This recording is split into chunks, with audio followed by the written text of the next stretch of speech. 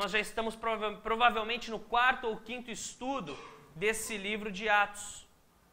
E o que nós aprendemos até agora? Nós aprendemos que o livro de Atos mostra o início da igreja. O nascimento da igreja acontece, se dá aqui em Atos. Qual é a marca, o ponto inicial do surgimento da igreja, do nascimento da igreja? É a vinda do Espírito Santo de Deus. A promessa do Pai. Qual era a promessa do Pai? Que o Espírito Santo viria sobre os discípulos e eles teriam poder para serem o quê? Serem testemunhas do Evangelho. O Espírito Santo os capacitaria para que eles pudessem levar adiante a mensagem do Evangelho, as boas novas. Evangelho significa boa notícia. Porque a notícia ruim era o quê? Que o homem estava morto nas suas transgressões e nos seus pecados. E a boa notícia qual era? Que agora havia esperança em Deus através do sacrifício de Jesus Cristo na cruz do Calvário. Então eles receberiam poder, a vinda do Espírito Santo os capacitaria para que eles pudessem levar essa mensagem a toda a criatura. E nasce a igreja. O Espírito Santo vem sobre eles no dia de Pentecostes, nós já falamos sobre isso, um vento muito forte que enche toda a sala onde eles estavam, línguas de fogo descem sobre a cabeça deles e eles começam a falar em outras línguas as maravilhas de Deus. Eles começam a glorificar a Deus. Uma multidão. E aí alguns zombadores dizem assim, esses homens estão embriagados. E aí Pedro dá um discurso, ele fala o que estava acontecendo, não, isso aqui é a vinda do Espírito Santo, o que foi prometido pelo profeta Joel. E aí 3.000 pessoas se convertem a Cristo naquele momento, no primeiro dia do nascimento da igreja. Então a igreja cresce ali. E o que mais nós aprendemos até agora em Atos? Nós aprendemos que existem 4 colunas que servem como alicerce da igreja e que nós devemos perseverar nelas, que são a doutrina dos apóstolos, o partir do pão, a comunhão e a oração. Então eles perseveravam nesses 4 pontos, perseveravam na doutrina dos apóstolos, perseveravam no partir do pão, perseveravam na comunhão e perseveravam em oração. Eu chamei a atenção para vocês da palavra perseverar. Perseverar significa manter-se firme. Dá a ideia de que você está resistindo a dificuldades, você está perseverando, lutando para manter aqueles valores. Como igreja, nós devemos lutar para mantermos esses valores. Às vezes, é muito mais agradável o quê? Dizer uma palestra motivacional para a igreja. Dizer alguma coisa que vai agradar a todo mundo. Mas é necessário perseverança para quê? Para nós permanecermos na palavra de Deus. Né? Então, eles perseveravam na comunhão, eles perseveravam em estar juntos. Às vezes é muito mais fácil o quê? Eu me isolar e ficar sozinho. Mas eles perseveravam. Nós falamos a respeito disso. Comunhão, a palavra é koinonia. E é mais do que estar junto, é se envolver na vida da pessoa. É fazer parte da vida de alguém. Então é necessário perseverança. É necessário esforço. É necessário luta para manter esses pontos. Oração. É mais fácil dormir do que orar. Mas é necessário se empenhar nisso. E o partir do pão. Então eles perseveravam nesses 4 pontos, que é o alicerce da igreja, e nós devemos perseverar nisso. E um ponto principal também, que nós já aprendemos, eles faziam tudo isso com alegria e sinceridade de coração. Esse é o ponto principal. Se nós fazemos alguma coisa, como o Vitor leu hoje o versículo, por obrigação, não é motivação do Espírito Santo, não vem de Deus, é por obrigação. A diferença da igreja é nós fazermos as coisas com alegria e sinceridade de coração. Eu ajudar alguém, eu fazer algo para alguém, sem esperar receber nada em troca. Sem fazer porque eu estou fazendo por segundo as intenções, não. É por alegria e sinceridade de coração. E era assim que a igreja primitiva estava vivendo. E a igreja cresceu muito rapidamente. Nós vamos ver aqui no capítulo seguinte que 5.000 pessoas mais são adicionadas à igreja. Porém, não pensem, né, que as coisas foram sempre fáceis. Um dia Pedro prega, 3.000 se convertem. No outro dia, 5.000 se convertem. Em um mês, a igreja já está quase 9.000 pessoas. Isso é verdade. Entretanto, as perseguições logo se levantam. Perseguições por parte dos judeus e principalmente perseguição por parte de Roma. Se você lê a história da igreja, se você lê o livro dos mártires, você vai ver que é nessa época do nascimento da igreja que César e todos aqueles imperadores romanos, eles vêm com as ondas de perseguição contra a igreja.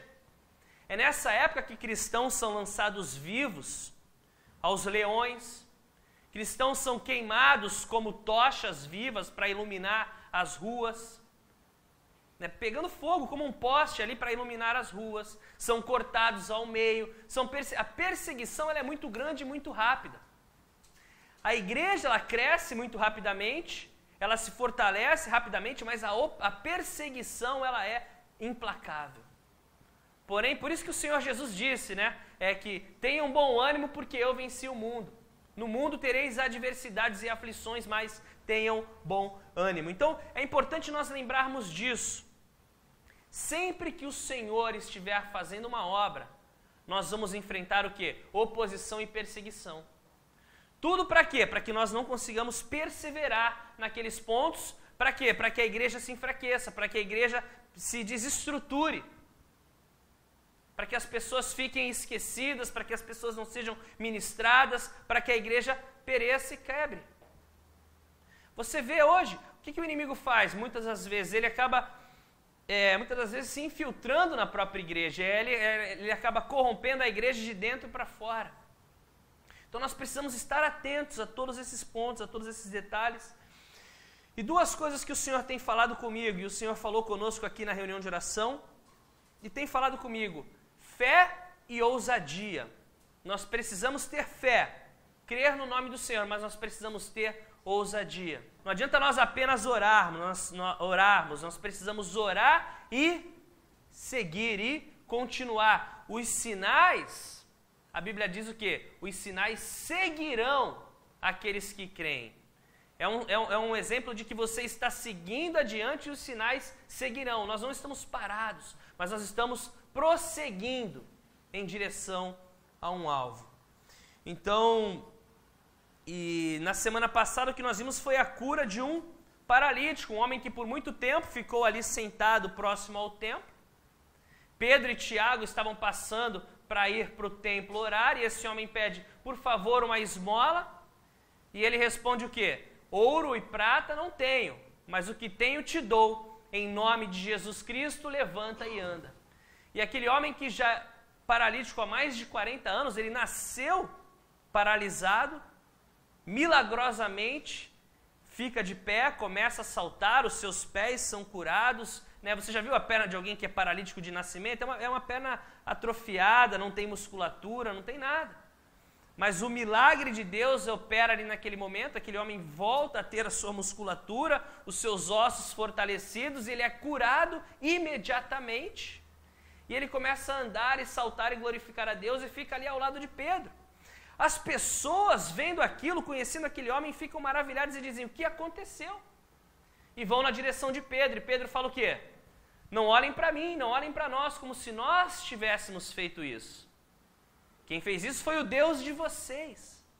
Aí ele fala assim, foi o nome de Jesus, o poder do nome de Jesus que curou este homem. Verso 16, pela fé no nome de Jesus, o nome curou este homem, que vocês veem e conhecem. A fé que vem por meio dele, lhe deu esta saúde perfeita, como todos podem ver.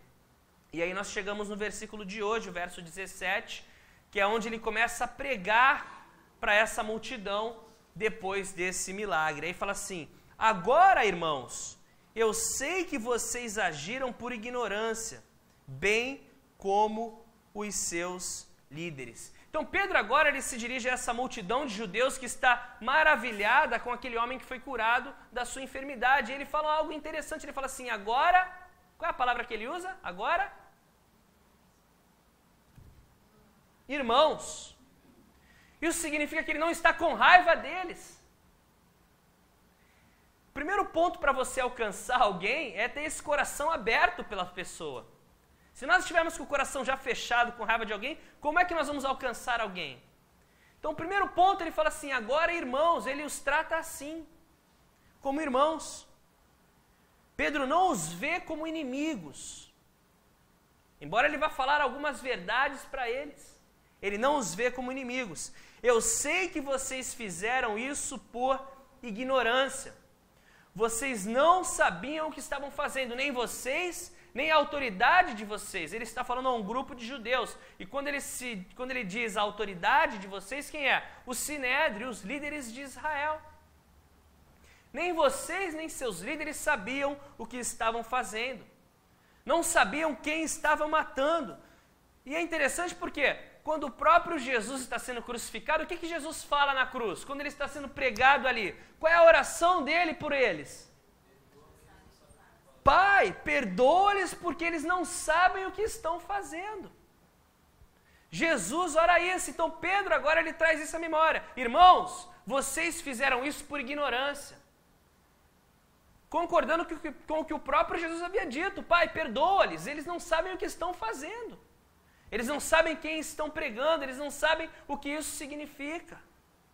Essa foi a oração de Jesus. E aí uma pergunta que vem sempre à tona. Quem matou Jesus? Quem crucificou Jesus? Foram os judeus que rejeitaram a Jesus como seu Messias ou como seu rei e mobilizaram a todos para que ele fosse crucificado?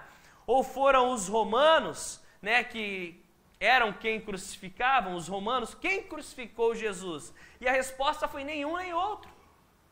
João 3,16 fala o quê? Porque Deus amou o mundo de tal maneira, ou tanto amou o mundo, que deu o seu Filho unigênito para que todo o que nele crê não pereça, mas tenha a vida eterna. Então esse já era o plano de Deus. O plano de Deus era enviar o seu Filho Jesus. João 10,18 é um verso muito interessante, é o que ele fala. Ninguém atira de mim. Jesus está falando a respeito da sua própria vida. A respeito da vida dele, ele fala assim, ninguém atira de mim, mas eu a dou por minha espontânea vontade. Tenho autoridade para dá-la e para retomá-la. Esta ordem recebi do meu Pai. Nós não temos esse poder, né? Se a nossa vida, se um ladrão vier, ele pode, alguma coisa pode acontecer, nós podemos morrer. Jesus não. Ele tinha o poder para entregar a vida dele somente na hora que ele quisesse. Se ele quisesse, ele ficaria sofrendo para sempre na cruz sem nunca morrer. Tanto que chegou o momento em que ele diz, Pai, em tua mão entrego o meu espírito. Depois de ter dito, está consumado. Lembra quando ele disse, está consumado? Quando ele disse está consumado, é que o preço havia sido pago. Então já consumou o propósito pelo qual ele veio, agora ele diz, Pai, em tua mão entrego o meu espírito. Ele poderia morrer, como ele disse, eu tenho autoridade para dar e retomar a minha vida. Quando ele retoma a própria vida? Quando ele ressuscita no terceiro dia. Romanos 4,25, tem Lucas, depois Romanos. Próximo, é isso aí. Ele foi entregue à morte por nossos pecados e ressuscitado para a nossa justificação. Então, havia um propósito pelo qual ele foi entregue à morte, para os nossos pecados, e justificado, ressuscitado para a nossa justificação. Então, Pedro, ele fala para eles aqui, pessoal, irmãos, vocês fizeram isso por ignorância, vocês não sabiam o que estavam fazendo, embora fizeram.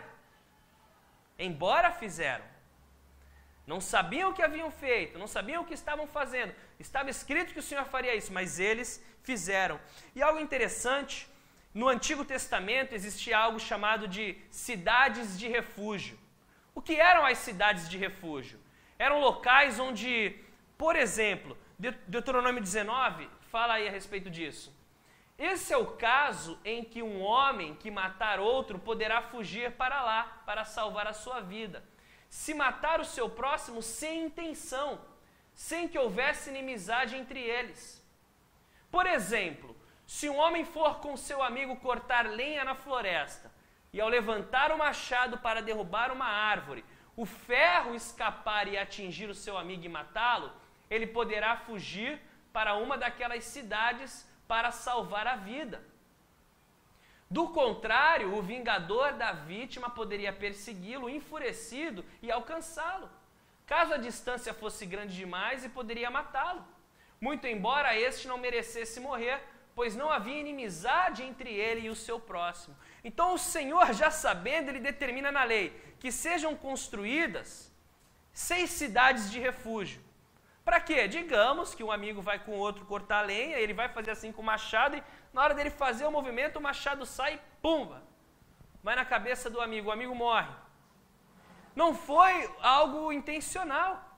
Então essa pessoa poderia fugir para essa cidade de refúgio, e os vingadores de sangue, né, os parentes, não iriam matar essa pessoa, porque foi algo, foi um acidente que aconteceu. Ele não teve a intenção de matar, ele não sabia o que estava fazendo, foi algo que aconteceu sem querer, embora tivesse matado. Então ele teria que ir para essa cidade, ele não poderia sair da cidade até que o sacerdote morresse, aí sim, passado o tempo da morte do sacerdote, ele poderia voltar, porque passou o tempo, não teria mais problemas. Você pode ler a respeito disso, em Números capítulo 35, fala a respeito da cidade de refúgio. Então, quando Pedro está falando com os judeus agora, olha, vocês fizeram isso por ignorância, não sabiam o que estavam fazendo, ele está, de certa forma, abrindo uma oportunidade de quê? De uma cidade de refúgio para essas pessoas. A cidade de refúgio, na verdade, nada mais é do que uma imagem de Cristo, que é refúgio para aquele que busca Ele, que se abriga nele. Jesus é o refúgio, então eles teriam ainda a oportunidade. Embora eles tivessem matado, crucificado a Cristo, Pedro fala assim, vocês fizeram isso por ignorância, então ele dá uma oportunidade a eles de se abrigarem nessa cidade de refúgio. Eles mataram Jesus, porém agora Pedro está apresentando para eles quem é o Messias. E agora, com o conhecimento, eles iriam decidir se eles continuariam rejeitando a ele ou se eles correriam em direção a esse refúgio que é Cristo. Lembra que eu falo? O Antigo Testamento, todo ele aponta para Cristo. São várias figuras, imagens do Cristo. E a cidade de refúgio era uma dessas. Eles eram culpados, mataram, porém sem saber o que estavam fazendo. E poderiam então correr para Cristo. Até mesmo interessante, né? Porque em Mateus 27, quando eles clamam e falam assim, que o sangue dele caia sobre a nossa cabeça, quando Jesus está sendo crucificado. E mesmo isso aqui, eles são livres disso, dessa condenação, porque Jesus fala, Pai, perdoa-lhes porque não sabem o que fazem. Voltando lá para Atos então, verso 18. Mas foi assim que Deus cumpriu o que tinha predito por todos os profetas, dizendo que o seu Cristo haveria de sofrer. Então, Pedro está dizendo, olha, vocês não sabiam disso, mas já estava escrito, foi assim que o Senhor predisse que aconteceria. A morte de Jesus já fazia parte do plano de Deus. O salário do pecado é a morte. E é interessante por quê? Porque para restaurar a humanidade, para restaurar o relacionamento entre Deus e os homens, o Senhor ele é justo, o pecado precisa ser julgado. Mas Deus amou o mundo de tal maneira que ele não julga o homem, ele julga quem? O seu próprio filho. Então já estava escrito, já estava predito, ele já havia dito isso em Isaías 53, no Salmo 22, em Gênesis 3,15, diversas passagens mostram o quê? Que o Messias iria sofrer. Entretanto, todos eles teriam a chance de se arrepender agora que Pedro está apresentando Cristo para eles. Verso 19. Arrependam-se, pois, e voltem-se para Deus, para que os seus pecados sejam cancelados. Agora Pedro vem direto, né? Ele fala assim, olha, vocês não sabiam, vocês fizeram isso, o Senhor já havia dito que isso aconteceria, entretanto, arrependam-se, voltem-se para Deus, para que os seus pecados sejam cancelados, perdoados. Agora era a oportunidade deles. Outrora vocês não sabiam, mas agora eu lhes apresento, Jesus era o Messias. E qual é a sua atitude agora para com Jesus?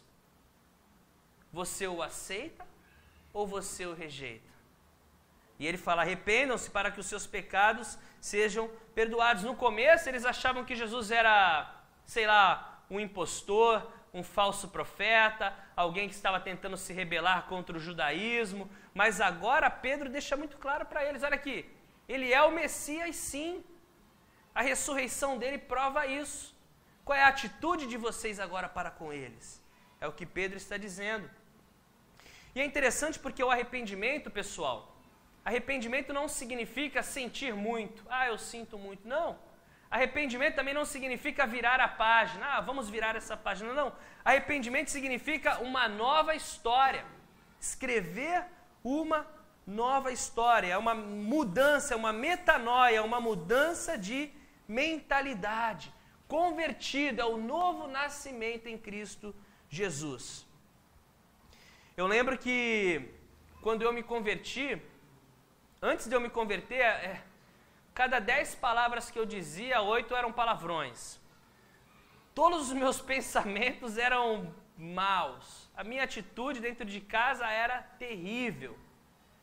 E foi interessante porque quando eu aceitei Jesus, quando alguém me apresentou, porque eu conhecia Jesus, mas eu conhecia Jesus assim, Jesus meu amigo que mora no meu coração, e no teu, e no dele, e no dela.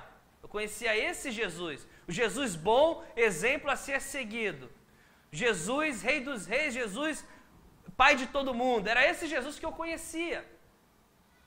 Só que aí alguém me falou, como Pedro está falando para eles, não, esse Jesus o Messias, que o Senhor havia prometido que viria e morreria na cruz pelos nossos pecados. Você o conhece? Você já tem um relacionamento com ele? Não, esse Jesus eu não conheço. Mas eu sou uma pessoa boa. Eu não mato, eu não roubo, eu não sei o quê. Mas você já odiou alguém? Sim, tem gente que eu nem falo. Tem gente que eu quero que passe distante de mim. E o próprio Jesus disse, se você odiar alguém no seu coração, você já cometeu o quê? Homicídio. Essa pessoa está morta para você. Você a matou. E aí eu entendi que eu era pecador sim e que eu precisava sim do perdão dos meus pecados. E foi interessante porque no dia que eu aceitei a Cristo, a minha vida mudou. O Senhor começou a me transformar, o Senhor começou a mudar. As coisas que eu buscava da carne, do pecado, já não faziam mais sentido. Eu continuava fazendo ainda, porque o meu processo foi lento de se unir à igreja. Foi um processo um pouco lento. Mas eu já não sentia mais paz. Quando eu fazia alguma coisa que eu sempre fiz, agora de alguma coisa parecia que tinha alguém triste dentro de mim, era o Espírito Santo. Porque quando você aceita a Deus, o Espírito Santo passa a fazer morada em você. E aí você começa a ficar sensível à voz do Espírito Santo.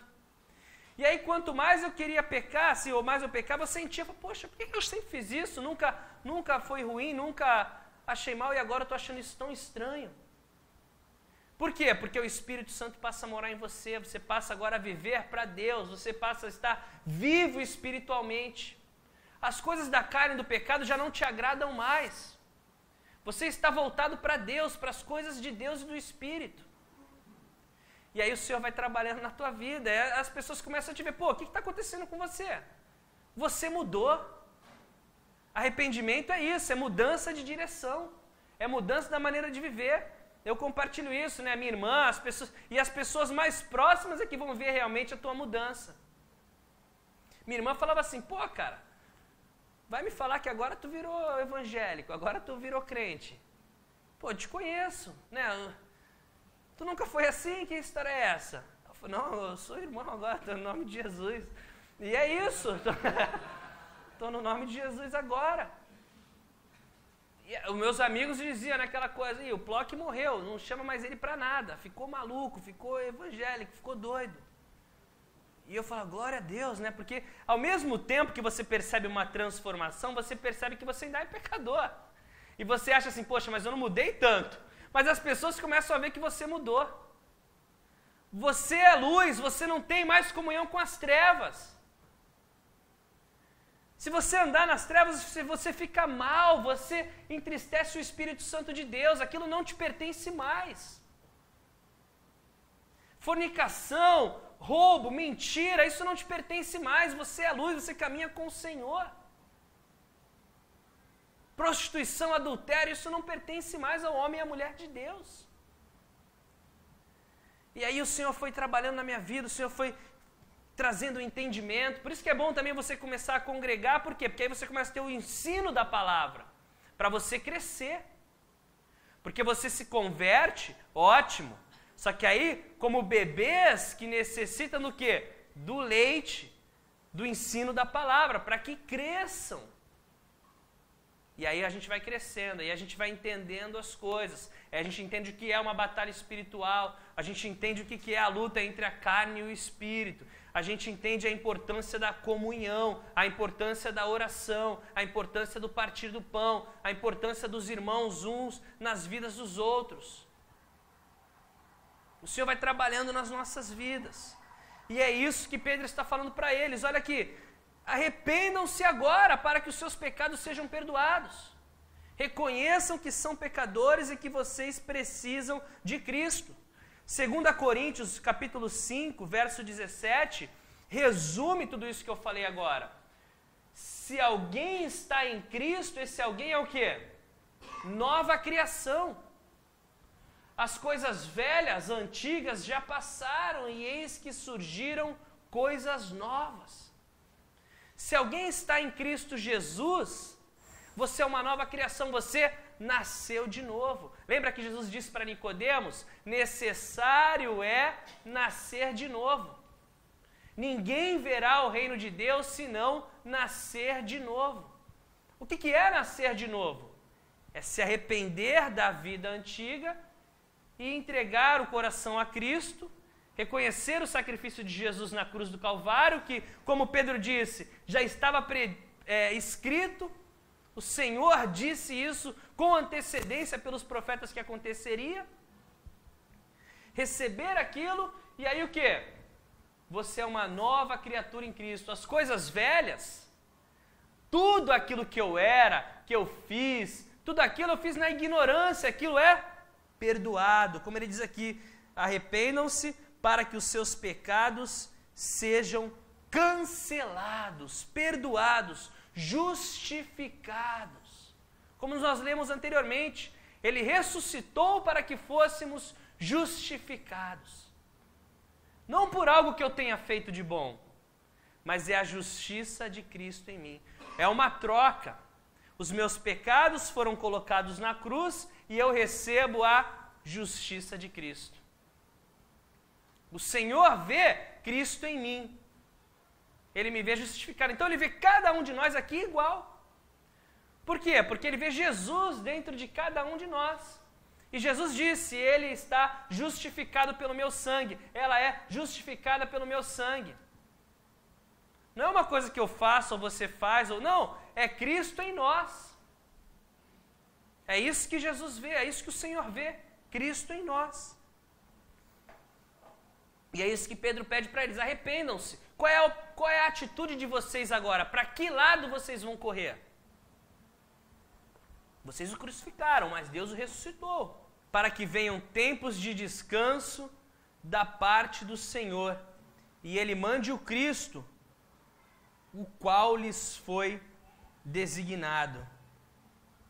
Né? E tempos de descanso, tempos de refrigério. É tão bom quando você aceita Jesus, né? E você tem aquela sensação de que os seus pecados foram perdoados, ou então quando você está angustiado e o Espírito Santo vem e te conforta e te consola o coração. Nós vivemos dias difíceis. Eu tenho conversado com o pessoal lá no condomínio e está todo mundo assim preocupado, ansioso, sem saber o futuro, preocupado com a situação da vida. Ontem eu estava vindo sábado eu vou estudar ali no Nova América, aí eu venho a pé, né, até minha casa. Aqueles que sabem onde eu moro sabem aquele caminho. Saindo do shopping ali, na esquina, tinha um carro parado, com uma faixa, aquela faixa amarela daqueles interditam, todo baleado no vidro da frente. Polícia em volta. Então, aí outro dia de manhã a gente ouviu barulho de tiro, teve assalto. Então, e não é só que quem mora em Copacabana sabe, né? O tiro está todo lugar. A violência, o medo, o pavor, essas coisas têm tomado conta das pessoas, da sociedade. Só que nós temos o Senhor que nos dá o refrigério, que nos dá o descanso, que conforta os nossos corações. Se não fosse o Senhor nas nossas vidas, nós estaríamos perdidos. Porque se você for uma pessoa sincera realmente, que esperança nós vemos nesse mundo? Você escuta falar de alimento, o alimento está tudo contaminado. Você escuta falar, pensa aí na rua, você desiste porque você tem medo. Você tem medo da insegurança da tua profissão, do teu trabalho. De todo lado nós somos pressionados. Nós temos que olhar para cima.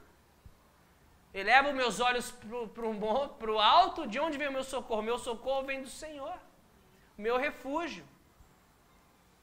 Porque se nós olharmos para qualquer outro lado, nós seremos abalados. Seremos abalados.